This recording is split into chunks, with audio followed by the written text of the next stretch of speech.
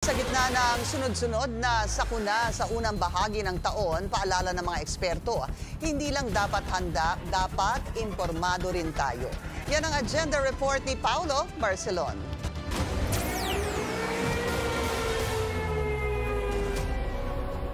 Maging handa sa harap ng iba't ibang sakuna. Yan ang layunin ng National Disaster Resilience Month.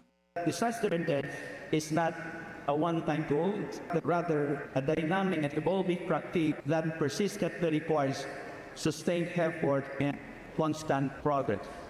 Sa unang bahagi pa lang ng 2025, sunod-sunod na ang banta ng kalikasan, kabilang ang pagputok ng mga bulkan at mga biglaang pagbaha dahil sa malalakas na ulan.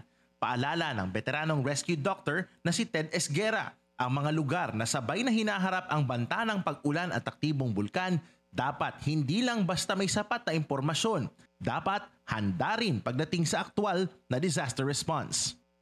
We have flash flood, groundwater flooding. We have urban flooding, we have riverine flooding, coastal flooding, all sorts of flooding.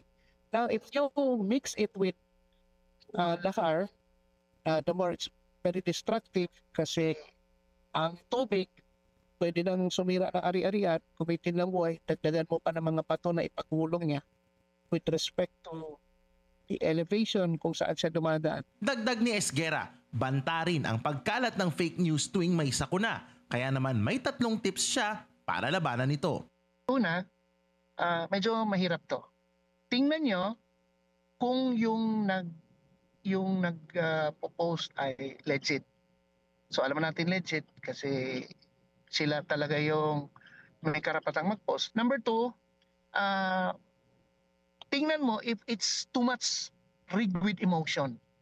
Because when you are reading features or straight news, these are not really emotional. These are just data and statistics of facts happening around. And pangatlo, let's be cautious and pause for a while.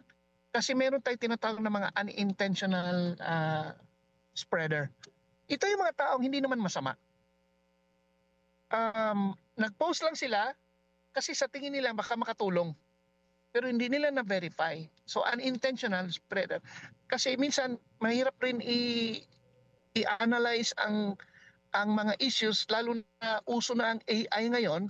Samantala, kinuha na ng OCD ang aktor na si Dingdong Dantes bilang ambassador sa kanilang pinalakas na Panatag Pilipinas campaign. Mapapanood ang mga disaster preparedness infomercial sa mga mall, sinehan at iba pang pampublikong lugar sa buong bansa para siguruhing may alam ang taong bayan sa mga dapat gawin kapag may sakuna.